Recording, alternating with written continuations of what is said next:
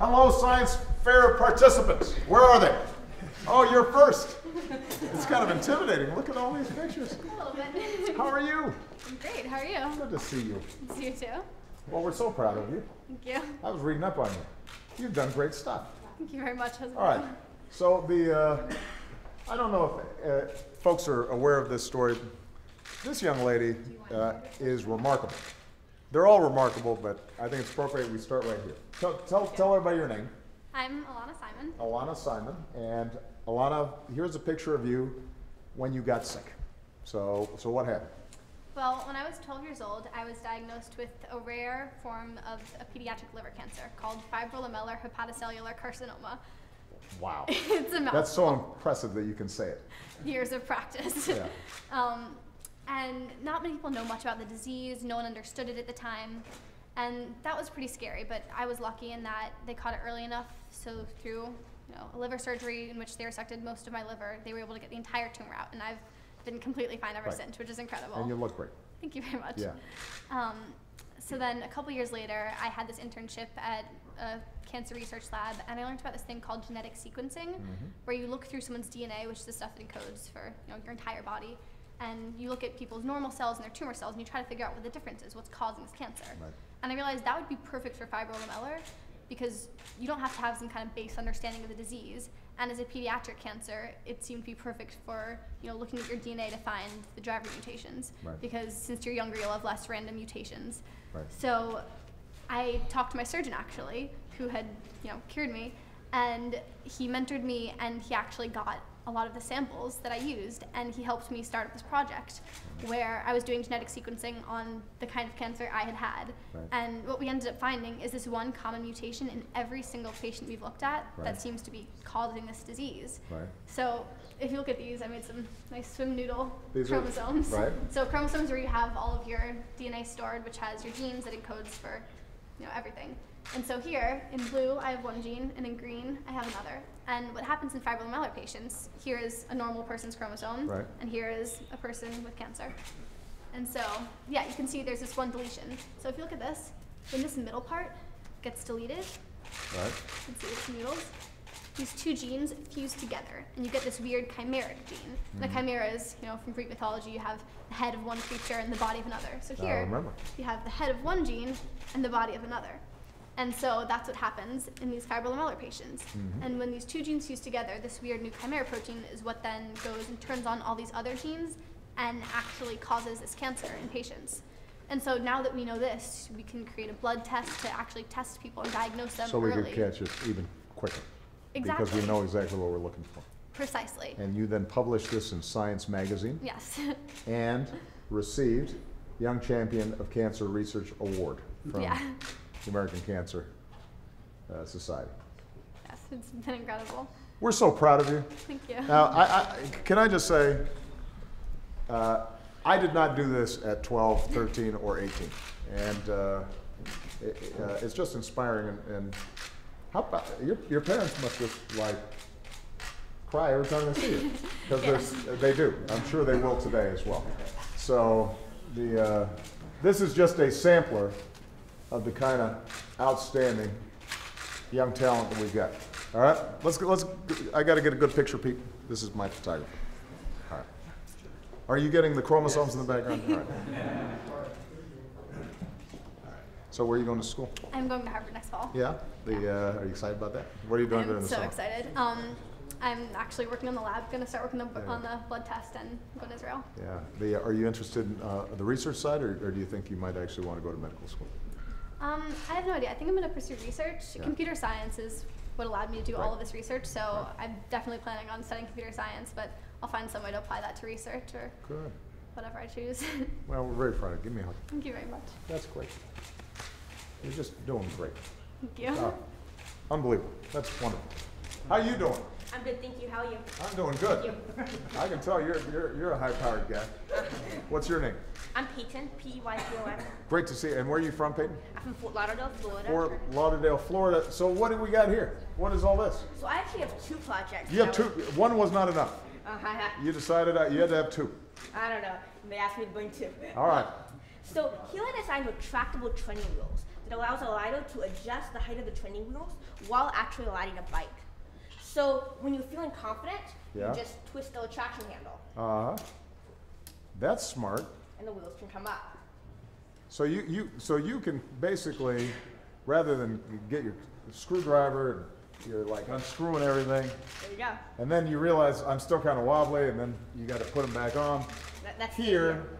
You can just kind of see how are you feeling during the course of the thing. But in any case, if you feel like you're about to fall and lose your balance, right away. Comes right back down. And in any position, it locks in place. So even if you start to lose your balance, it will still give you enough time for you to twist back to the starting position. I could still use this now. Do you have an adult version, or is it only on smaller bikes? Well, I'm working with a kid's bike manufacturer right now to help get it on the market, but I'm sure it could be applied to other ages. I think that's probably right. Yeah.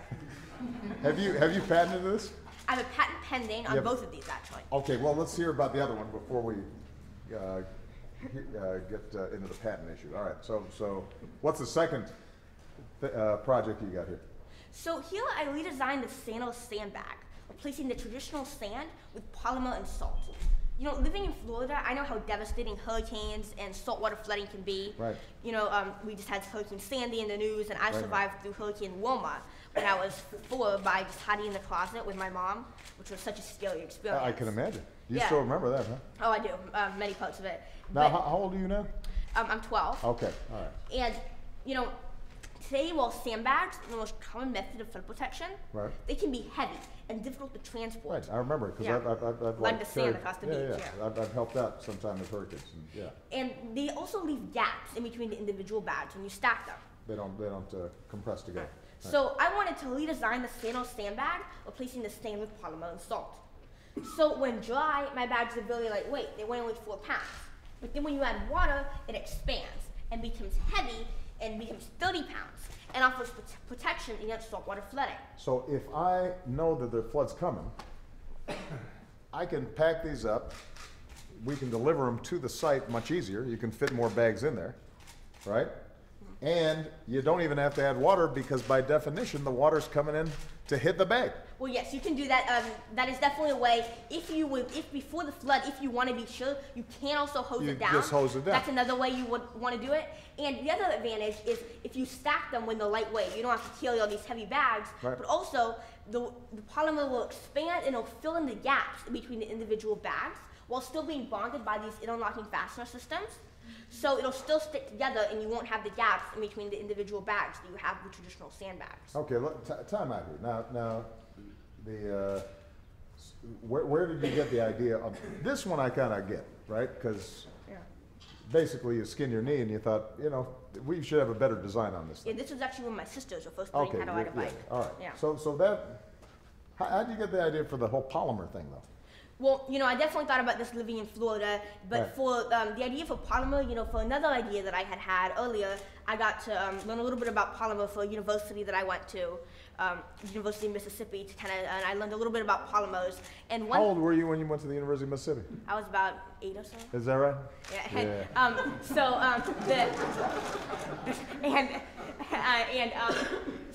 So polymers to me found everywhere. They're found in our skin tissues, they're found in plants, but the type of polymer that I used here is super absorbent polymer, which takes on water and expands when wet.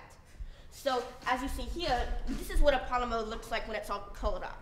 But then when you add water, it straightens out through hydrogen bonding and expands like this. Here, you want to try? I do. I actually have one of these. Oh, you do? Yeah, it's called a Hoberman. But they're very cool. Yeah, it's called a Hoberman sphere. Sometimes I just stare at them in space. I know. Sometimes in the Oval Office, I just look at one of these. Try to fit. So you have a patent pending on this as well, huh? I do. And, you know, but the idea of polymer in my sandbag has been around for a while. People have used it in diapers, in instant snow, and in other Sanos bags. And it takes on water and expands when wet. Oh, I see. You can show us it. As you can see here, I've been doing these little mini test tubes for all the other guests. I'll do a big one for you. Okay. See there? Watch what's happening. Look at that. Yeah. Now this isn't going to spill over, is it? This No, is not the blob, is it? It's not going to. It's not going to eat up the White House. Hope not. There you go. But the key to my design is the addition of salt. As you can see here, seawater has a higher salt content and is therefore denser and heavier than tap water. So as you can see here, the seawater sits below the dyed tap water because it has a higher salt content and is therefore denser. Right. So I can show you here. What's your favorite color? Quick one. Blue. Okay. I did blue. Okay, This one. red. Okay. All right. It's not really my favorite, but that's okay. Oh. I'm just kidding.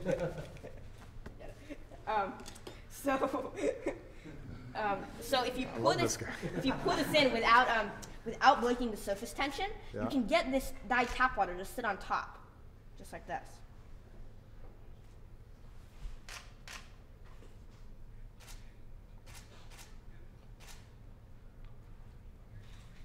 Just as it is here. Just as it is here. Right. Perfect. Okay. And this is important to my sandbag because I didn't want my bags to float away during the flood. Obviously, that would be bad. Right. So what I did was I added salt. So the water that came into the bag would be heavier and denser than the approaching seawater. So therefore, it would sink below the approaching seawater, so my bags wouldn't float away during the flood. Well, this is all remarkable stuff. Now, so you're 12. What grade are you in? I'm in 6th grade. You're technically in 6th grade. Are you thinking you might try to finish high school a little quicker and get to university a little faster? Or do you want to just kind of take your time and? Yeah, you know, actually, the program that I'm doing now, it allows me to accelerate in certain areas. So I'm taking like higher level math and science classes, and I'm taking grade level English and other stuff. That makes so perfect it's definitely sense. Yeah. Well, come on, let's take a good picture. Come on. So, thank Pete, where you at? Oh, here we are. All right. Make sure you got the polymers in here. Oh, yeah. So now, one last question. Where do I buy stock in you? Huh? Let's just invest in this guy. And then we'll see, like, 20 years from now, we'll be rich. I was not like this. Really proud of you, man. Thank you so much. And you make a great presentation also. Thank you. You have great confidence and clarity in how you're describing what you do. Thank you so much. That's wonderful. How are you? I'm good. How are you? What's your name? Deidre Carrillo. Good to see you. Now, is that Deirdre? Deidre. Deirdre. Deidre. Deidre. Yes. Okay, I got it. Now, this looks like a electric go-kart. Is that what it is? That's basically what it is. That's basically what it is. And where are you from? I'm from San Antonio, Texas. Okay, and so tell me about how you got involved in this project. Well, that's a funny story. I was the shortest in my senior class. Yeah? And I can't believe that. I was. And they said, you would fit perfectly in this car. So that's how it started. And I've been doing this for 3 years. So describe to me this vehicle, and the goal here is the goal to have, in these contests, the fastest electric car, or the one that can travel the furthest, or both? It's more about going the furthest and being smart on your battery management. That is what the competition is basically about. So it's like efficiency. Yeah. Yes. Right? The goal is how efficient is it relative to the amount of power that's being generated Yes. electrically. Okay. Well, I clearly cannot fit in this. Are you able to fit in it Yes, I'm still? actually able to fit in it. Would you like to display it, or do you think you won't look cool and you just kind of want to I point can, it? yes, Come on, definitely. let's see you in it. Come on. I'll have to get in through here. Yeah, of course. So how fast does this thing go? That's a pretty serious seatbelt, by the way. That's Yes. the same one that we have on Black Hawk, Oh, our Black Hawk helicopters. yes, a big guideline is safety. So course. I do wear motorcycle helmets, Right. and I am very well taken care of. I'll bet. All right. How big was the team that helped you design the car? We started in a team of 6, and now we're a group of 14. Okay. You fit like a glove. Yes. And what's that little panel there? This- What is that? Is that the control? This tells me the volts and amps. It would, during competition, I am focusing on going in circles and Well, we were supposed to do telemetry. Telemetry would have helped a huge amount. But this tells me how many volts I'm running, how many amps, and I communicate that to my electrical chief. And he tells me how fast to go, to slow down. So he's going to give you calculations Yes. based on optimizing the efficiency Yes. of the entire process. And how fast are you typically going when you're in one of these contests? The fastest, the constant we want is 35. 35 miles an hour. 35. That's pretty fast. Yes. The fastest actually was 38. I got you. So what are you doing now? Now that you've done such an outstanding job, are you interested in being an engineer? Did this prompt a long-term interest? Well, my job actually is public relations along with driver. So I'm actually thinking of pursuing public relations Excellent. and part-time driver. And a part-time driver. Yeah. Well, congratulations. All right, come on over here. Let's get a good picture here. Look at all these big trophies. Yes. Trophies are bigger than you. Yes. All right, scoot over so we can see them. There we go. Well, we're very proud of you. Thank you. Congratulations. Congratulations. What's going on, guys? How you doing, Mr. What's your name, man? Dejan. Dejan, good to see you. Jerry. Jerry, good to see you. Brooke. Good to see you. So where are you guys from? Hudson, Hudson, Massachusetts. Massachusetts. Yep. And what grades are you in? Eighth. 8th grade. All right, so what do we got here? Made a catapult. It's a catapult. Yep. All right, so let's, I assume we got to see it work, right? Yes, sir. All right, before I see it work, tell me, is this been an ongoing project at the school? I mean, does each year, is there sort of a catapult contest, like a No. robot building contest, or is this So- something that kind of happened on its own? After school, we were part of Raytheon at the Boys and Girls Club. So we just. So Raytheon's a sponsor at the Boys and Girls Club? Yes. I got We you. were a part of it last year. I see. And we Okay. came in second out of 45 teams. That's excellent. And what, how did you get the idea of catapults, or was it everybody was doing catapults? No. No, so we had a lot of topics to choose from since we all play basketball mostly. Y'all hoop? Yep. All right, okay. So we chose basketball and we wanted to figure out the angle and trajectory to make it a three-pointer. Yeah.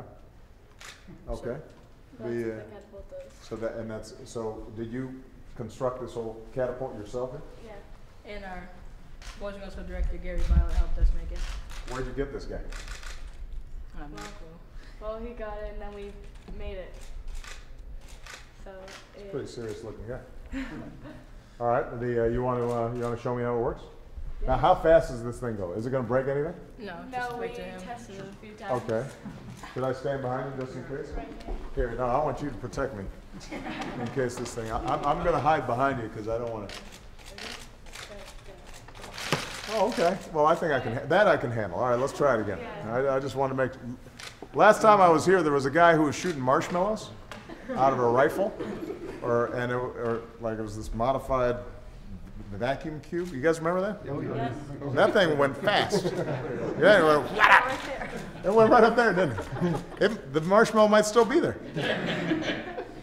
All right, let's try it out. Come on. Oh, that was a little low. Yeah. Let's try it again. Let's try it again. Go Come on. too high.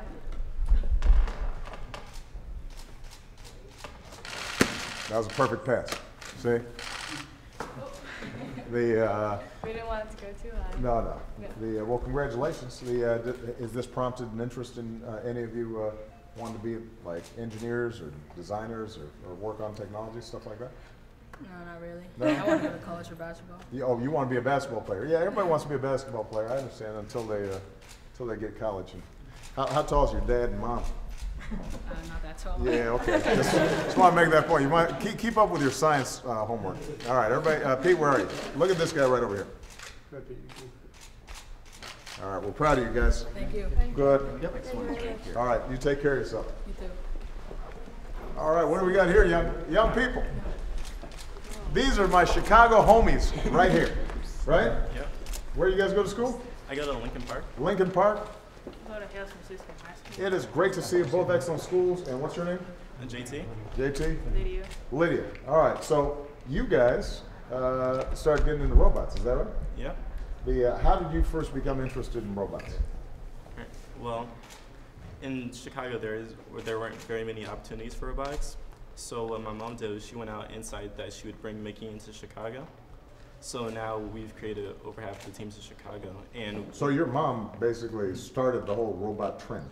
yeah, I like that in her. we got to the Taste Chicago, and that's how more people get brought in. That's Stuff like great. that. And so, so do you have a bunch of different robotics teams in Chicago?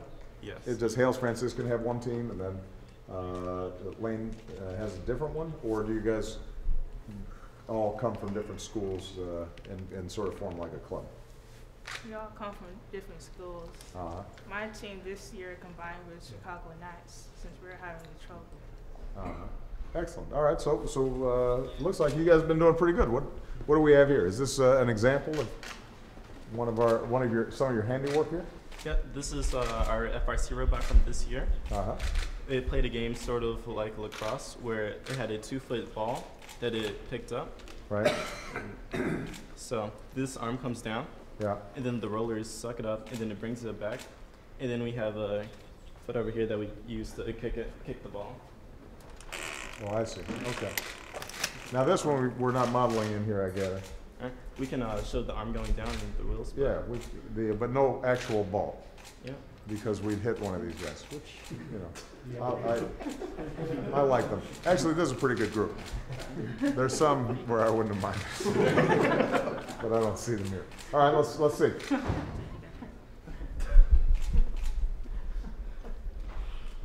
it not running? All right. All right, so All good? there's two different drivers for it. Uh-huh. There is the part that controls the arm going up and down, Right. and then there's the part that controls the going back and forth. Got it. And so these are all manually controlled. Yeah, the game is broken up into two parts. There's one part where the robot drives by itself Right. for 30 seconds, and then there's 2 minutes where the robot is driven against 5 other robots on the field. It's a 3-3 game. That sounds pretty fun. Yeah. So how long did it take you to construct this particular robot? 6 weeks. 6 weeks? Yeah, 6 weeks to design and build, and everybody's given the challenge at the same time. Outstanding. Well, I'm so proud of you guys. Come on, let's take a good picture next to your robot. Here. You come over here. You get over here. And Pete, make sure the robot's in the picture. All right.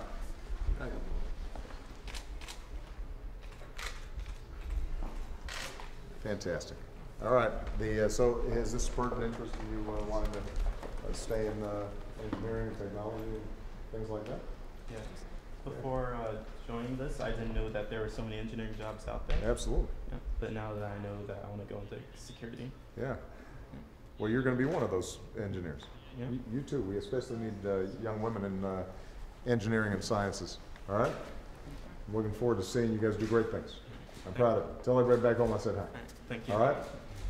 You bet. How are you, sir? I'm good. How are you? What's your name? I'm Eric. Good to see you, Eric. Where are you from? You? I'm from San Diego. San Diego? So what year are you in school now? I'm a senior now. You're a senior? Do you know what you're going to be doing next year? I'll be going to Harvard. I'll bet you are. So what do we got here? Yeah, so in summary, what I was able to do was use computers to speed up the discovery of new medicine for the flu. And flu right now is a really big threat where you have strains like H5N1, H7N9. I all spend a over lot the- of time worrying about the possibility of pandemic. Yeah. Right, and they're only one mutation away from possibly causing a pandemic. Right. And the problem is we have no really effective treatments for it. The flu vaccines, so like flu shots, they take several months to prepare, and that's a time window where millions of people could be dying. Right. And the current antiviral drugs, so like a pill you would take and you get better from the flu, they're losing their effectiveness because of resistant flu strains. Right. And so there's this urgent need for new flu medicine to kind of hold back the pandemic wave while vaccines are being developed. Right. And so right now, drug companies are still kind of in that industrial era of drug discovery where they found, hey, we can make robots do everything. So they make robots test millions and millions of chemicals to just find a few that might become real drugs. But that's not very efficient. Exactly. And so It's sort of trial by error as opposed to... exactly. It's like kind of brute force rather than reasoning by logic. Right. And what I've been able to do is use computers to first virtually go through huge chemical libraries and predict which ones would be most likely to work, and then followed by only testing that small fraction that's most likely to work. Right. And so I've been able to take a compound library of almost 500,000 chemicals, and then using computer modeling, isolate the top 237. And what is allowing you to, what are the factors that allow you to winnow this down? What is it that you can anticipate would make a possible vaccine more effective. Right, so it's actually not a flu shot, it'd actually be a drug. So it would be like, yeah, it's a curative rather than a preventive. Okay, so rather than the traditional giving you a little bit of flu to right. boost your immunity to the flu, it's this actually is giving one you that's a actually chemical, a chemical cure. Right. That's fascinating. Yeah, and one of the great advantages to one of the targets that I'm choosing to make these chemicals for is that it's highly conserved among flu strains, meaning that it could potentially work against any flu strain, even if you have no idea where that's coming from. And so basically, well, one of the ways that I'm looking at kind of finding these chemicals that work is actually kind of taking, well, how it works is you're targeting a protein of the flu virus. And so this is actually a 3D printed structure of one of the flu proteins that I'm targeting. And this thing was in my nose just about 3 weeks ago. It lasted forever. Couldn't get rid of it. Not really, I'm just joking. All right, so this is a 3D model of a nasty flu bug right there. Right, and how and what we do is I'm trying to find these little kind of chemicals like that. I'll kind of fit into this pocket right here and jam it and stop it from working. Right. And so, well, by doing this, so how the computer does it is it takes kind of the millions or the 500,000 different kind of chemical structures and fits each one in, and then it ranks them based on how well they fit. And so by doing that, if the ones that fit really well are kind of more predicted to more likely to exactly to work. Well, now this is a pretty significant new direction in terms of developing a flu drug, and you're only in high school, so the question is, has this approach gained sort of converts among the drug companies where they say to themselves, you know what, actually this is pretty promising? Right, well, or are you still, because of its in its infancy, they don't know how smart you are, and it'll take them a while to figure it out. Well, so research groups have started using these kind of new innovative tools for kind of, rational drug discovery. Right. And the problem, well, drug companies, they're huge, and because of that, they're kind of sluggish to responding to this kind of innovation.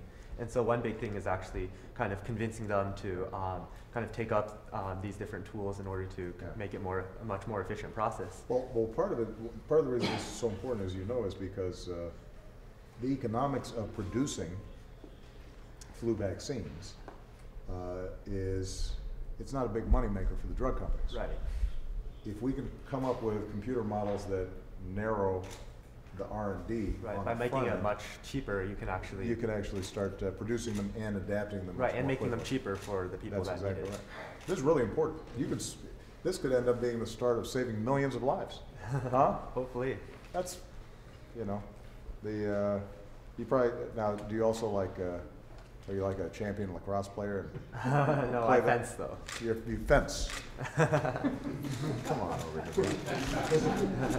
here. All right, I'm such an underachiever. You're going to do great.